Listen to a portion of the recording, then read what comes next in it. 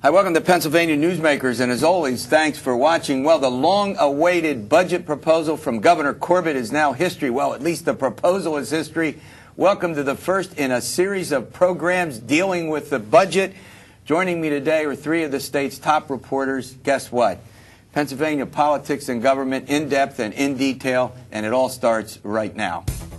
This is Pennsylvania Newsmakers, a fast-paced, unrehearsed weekly discussion with and about the leaders who shape your world. And now, here's your host, Terry Madonna.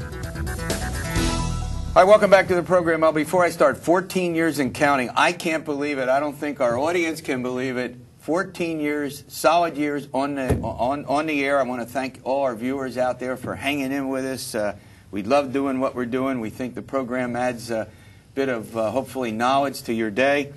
But talking about knowledge of the day, I'm looking across the table at two of the state's top reporters. Sitting across from me, as often is the case, is John Micek with the Allentown Morning Call, Scott Detrow with Pennsylvania Public Radio, and to my right, that's figuratively speaking, Amy Worden with the Philadelphia Inquirer. That's just geographic location. Gotcha. Amy Worden. All right, I want to start with this side of the table. First of all, I'll start with you, John. Give us a quick overview of the budget, the highlights. Oh, congratulations, by the way. You don't look a day over 13. I know. I'm working on that. It's good. Plastic surgery may be in my future. I'm only kidding. I'm only kidding. I wouldn't hazard a guess. But, go ahead. Just a bizarre day, just a completely surreal day. We've been waiting for Governor Corbett's budget for these 6 weeks. He comes out with a $27.3 billion proposal, rolls back state spending to 2008, 2009 levels. Big losers, public education takes a nearly 9% hit. Funding for state colleges and universities cut by half. A $2 million cut to community colleges. Deep pain across all of this budget. But Scott Detrow, it does conform to what, except for the higher ed stuff, and we'll talk about that in a moment, it does conform to what we saw and thought would happen throughout the course of the campaign, right? Exactly. We didn't know any of the line item specifics going in, but we knew exactly what we were going to get. Corbett campaigned on a promise to cut spending and to avoid taxes, and that's exactly what we got. If anything, I was expecting larger cuts when you see the overall total of the $27.3 billion figure. I think John's right. The big surprise was the hacksaw he took to higher education. Colleges funding from the state pretty much cut in half. Right. But it actually involves more state spending. More state spending. Remember, the stimulus goes away, and so I think it's like $2 billion plus more in actual state dollars. Your takeaway from it? Well, yeah, absolutely. I think he kept his promise to taxpayers not to cut, not to raise taxes anywhere across the board. But at the same time, there are many places within the budget that he let people off that it should not perhaps have been in this budget of shared sacrifices. He put it. In other words, let's put it this way: the cuts were not across the board. They were limited to certain areas, and certain areas there were no cuts, for example. But again, if you go back to what Corbett said beforehand, this is consistent with that. He said, I'm going to do zero-based budgeting, see where the money needs. Overall, I'm going to cut, but I might shift some areas. For example, state police got increased funding. Welfare, actually, even though he wants to eliminate 1,200 jobs, got increased funding due to shifting caseloads. And I think 10 other departments aside from those two saw their funding go up a little bit. So, but before we get into some of the specifics of it, this was pretty expected. I mean, other than higher ed, did anybody at this table say voters elected Tom Corbett to do this and he did it? Is there any $4 billion deficit? Pain? We knew what we were going to get going into this. I mean, Scott's absolutely correct about this. The eyebrow raisers were where he chose to go, and where he chose, frankly, not to go. Right. For the man who spent most of the campaign last year talking about legislative reform, the legislature takes a minimal hit in its funding. The judiciary is level funded from last year's levels. The lieutenant governor's office saw its appropriation doubled. We also have a full-time lieutenant governor. In fairness, we have a full-time lieutenant governor. True, that's correct. But if you're talking about shared sacrifice, some people are sharing more of the sacrifice than others. Now, just while we're in general terms, also we've got the liquor stores on the table and school choice, right? Oh, absolutely. That he continues to recommend? Yeah, those were absolutely two points of in his budget. And he talked about those. Go ahead. Yeah. I mean, almost as afterthoughts, but yes, they were there. Well, go ahead. I think it's interesting that Corbett is not doing what we saw from Rendell often. He's not saying you need to privatize liquor stores because I'm including the money from that into the spending, into the revenue side of this budget as kind of an incentive. I think at this point no one thinks that that'll be taken care of before the new fiscal year begins. But, I mean, typically in the past, selling the liquor stores had never been tied to revenue assistance for the state. Most of us thought, obviously wrongly, that he would make the argument, $2 billion, we'll sell these 620 liquor stores. Actually, we'll add a few more licenses. We'll get it up into the mid 730 or whatever, 740. We'll sell the liquor stores, and we'll use that money to balance the budget. Right. Yeah, he reiterated that argument in suburban Philadelphia yesterday. He said, I never said that this money was going to be in the budget. I don't think he never counted on it. If this thing is going to come to pass, it seems like the administration wants to get the books in order and then do the policy stuff in the fall. Right, and I think it's an acknowledgement that will be a battle royal over the privatization, and to bank on it in any way, shape, or form for this budget is do you agree with that? If anything, I think it slowed it down a bit because he called for the creation of a privatization commission to take a look at how things are, and commission always means let's slow this down and give it some time. I mean, is there a consensus here that sell the liquor stores, it's a big deal, a big item for the Senate, for the House new majority leader Mike Turzai, not going to be high on the agenda of the governor? Is that the sense you all get?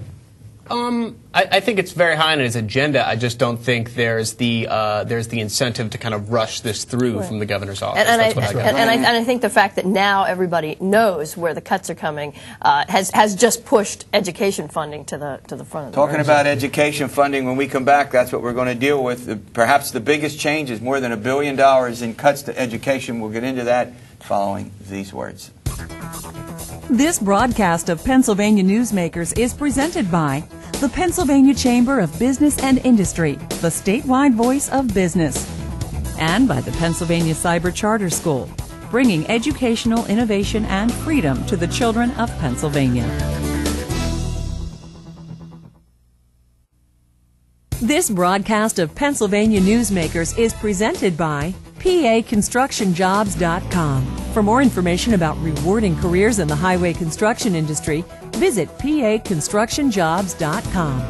And by the Pennsylvania Manufacturers Association. Business in Pennsylvania is our business. Hey, welcome back to the program with the trio of the state's leading journalists, Amy Worden, Scott Detrow, and John Micek. All right, before we go to education, labor relations. No Wisconsin in Pennsylvania, Amy Worden, right? Right. I think I would call the governor's tone in his budget kind of, Governor Walker Light. Governor Walker Light. I like that.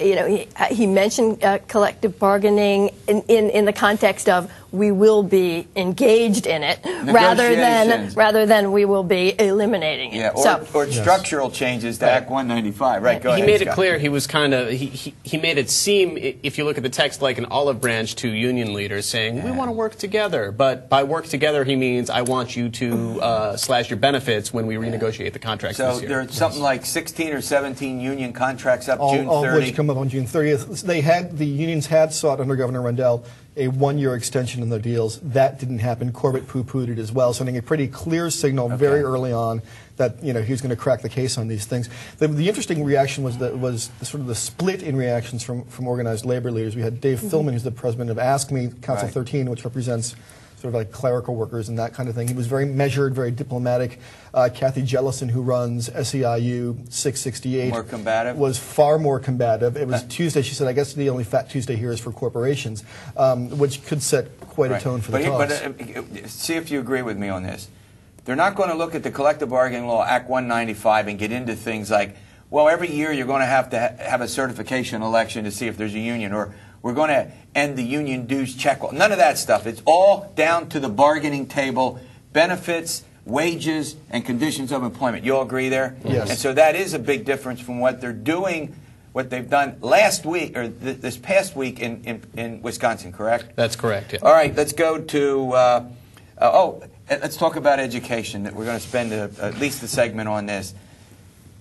Basic education, higher education. Basic education cuts, education leaders, school districts saying, larger than thought, but not totally unexpected, Amy? Yeah. No. Everybody was bracing for it, no doubt. Some districts affected more deeply than others, depending on the wealth of the citizenry. Situation, right. A lot of school districts were coming into this budget in the red. So there, like Philadelphia and a number of others, there you're going to see a lot of scrambling. I think it goes back to 2008 funding when you get rid of the stimulus money, correct? That's correct. Yeah, it's actually a little bit of an increase. $5.2 billion is his proposal for the basic ed subsidy. Last year it was $5.7, but $600 million of that was from the feds.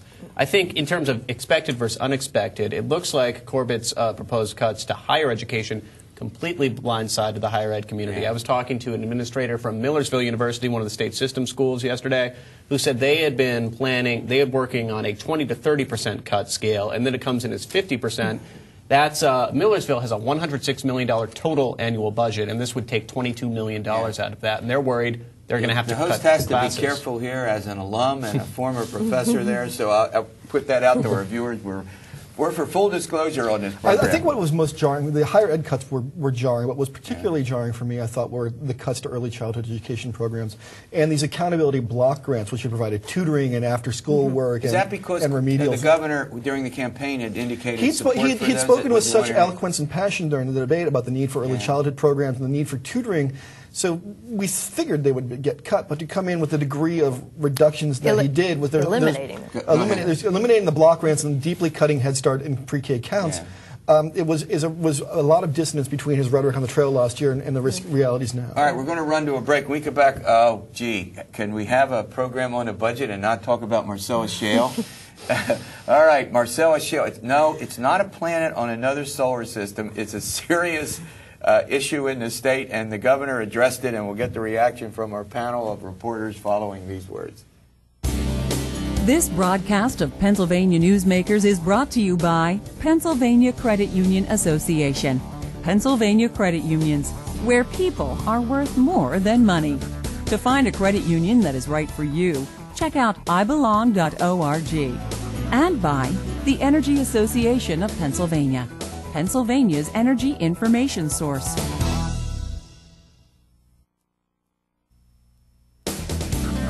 This broadcast of Pennsylvania Newsmakers is presented by the State System of Higher Education. 14 state-owned universities. The state system is the largest provider of higher education in Pennsylvania. And by the Hospital and Health System Association of Pennsylvania, working towards a healthy Pennsylvania. Hi, welcome back to the program. Amy Worden wants to get a final word on the education budget. Amy? I want to give props to my colleague John Barrett, the Daily News, who in his column made the point that in this one budget, Governor Corbett could undo the entire Rendell legacy on additional investment into education by cutting about $1 billion.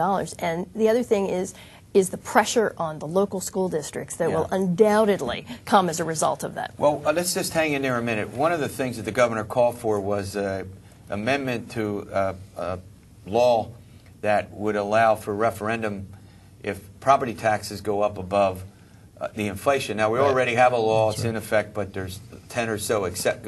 Go ahead. Loopholes. Loopholes. Go ahead, Scott. He said if local school districts want to raise property taxes, put it on the ballot. I think that was a political move designed to get ahead of the criticism that came about 20 minutes after his speech was done from Democrats saying this might be a no-tax budget on the state level, but this is going to cause local taxes. So I think he was trying to get ahead of that. So the question to you, John, is simply this.